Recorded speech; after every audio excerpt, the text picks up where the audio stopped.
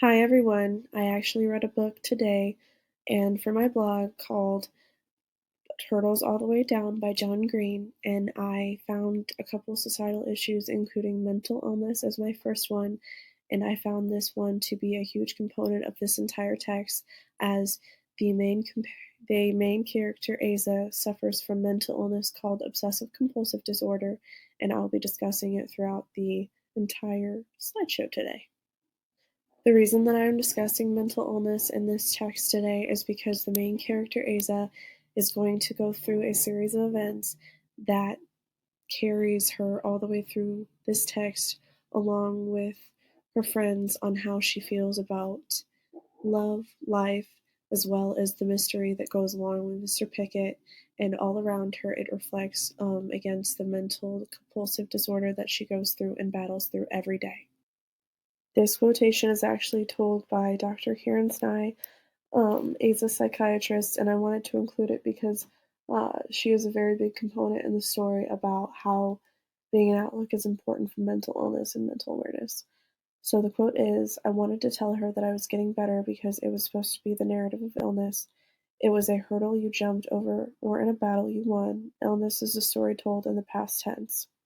One of the biggest reasons that I found mental illness to be an important component of this text is because it brings up a huge social issue that stems from anxiety for students and individuals that may suffer from mental illnesses and how they may be in the back burner because through this story, Asa goes through mental illness while on a journey for trying to figure out where Mr. Pickett disappeared to.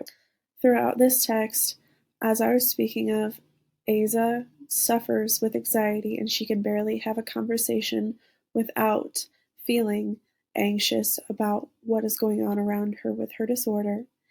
And that soon begins to change when her and her friends, at one day at lunch, begin to realize that there is a contest or a giving, so to speak, information. Of course, any hopeful teenage group goes on to figure out what the unexpected is, and that is exactly what Asa and her friends do to try to figure out Mr. Pickett's disappearance. But through this all, Asa actually goes through some things that teach her about life and that teach her about herself and that open up a lot of different things that open up about love as well as coming into figuring out who she is as a human being.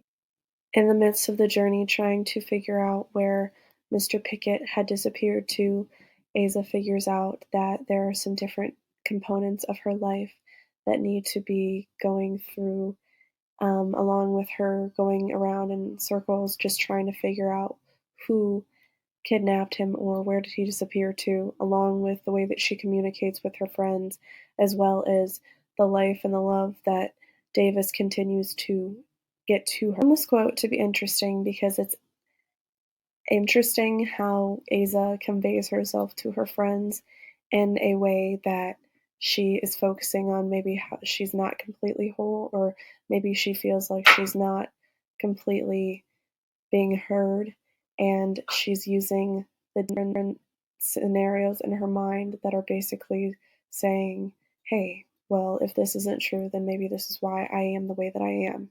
The quote leads me into another social issue that goes along with mental illness, that is anxiety. And a lot of students go through anxiety, and a lot of students want to be heard, and a lot of individuals want to be heard. And it's important that um, in novels like this, it shows that you are not alone and that you can be heard by different resources, including some of the resources in this book as well. I found this quote to be interesting because when I was reading it, I realized that there is a type of anxiety that can go through any student's mind when it comes to love, when it comes to doing something new, or even when it comes to trying to figure out what they are going to do next. So in this, I realized when Asa is talking to Davis that she really wants him to just understand how she feels.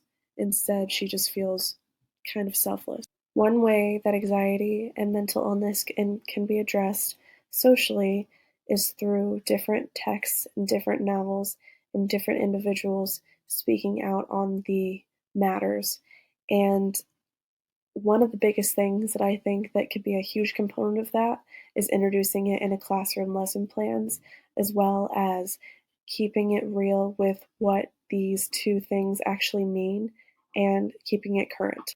One way that you can do this in your classroom or any classroom, or even bigger outside of the classroom, is addressing each individual person and what anxiety or mental illness actually means and relating it back to what they know and keeping the definitions in relation to what can happen or what could happen if someone around them had this. One big component on what students can do with these two societal issues is to do different reports on maybe people who have anxiety that can be related to them. So maybe a famous celebrity that has suffered from a specific type of anxiety or mental illness, and they can choose to address whatever mental illness or anxiety that they want to in the report.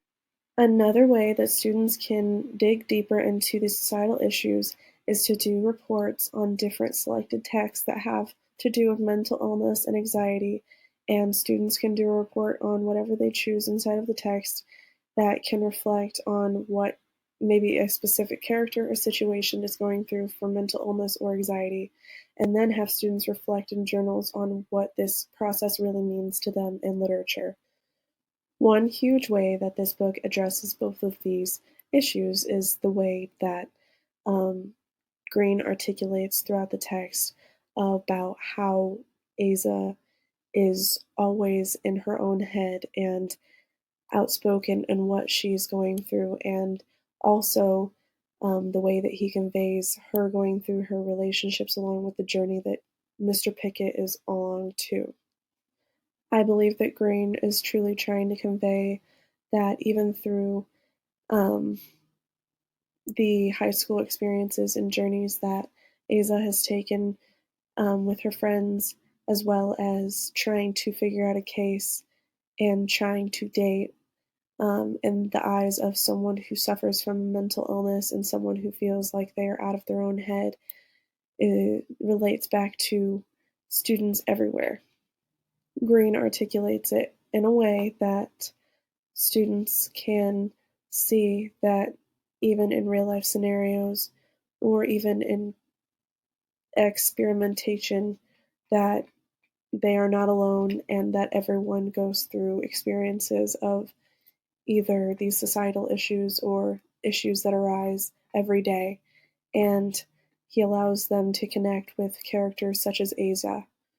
Some diagrams that really help me through this book that understand what these societal issues really stood out were actually some of the times where Green discusses where Aza goes to her psychiatrist and just talks about how she does not feel whole and that no one understands what she's trying to convey through her journeys of obsessive compulsive disorder. With what I spoke about in the previous slide, she also conveys to her psychiatrist that she is just also trying to be a normal high school teenage girl who is barely able to speak without feeling a certain way, that she's almost trapped in her own mind.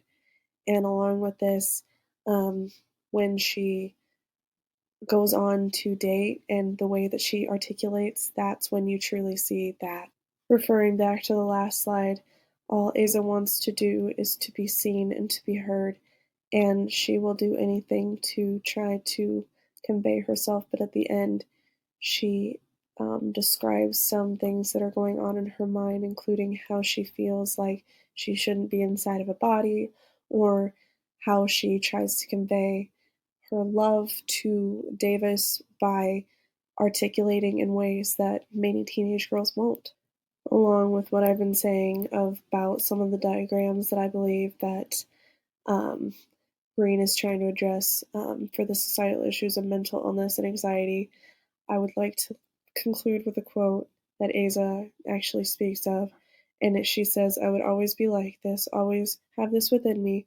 There is no beating it. I would never slay the dragon because the dragon was also me. Myself and the disease were knotted together for life through the same kind of experiences."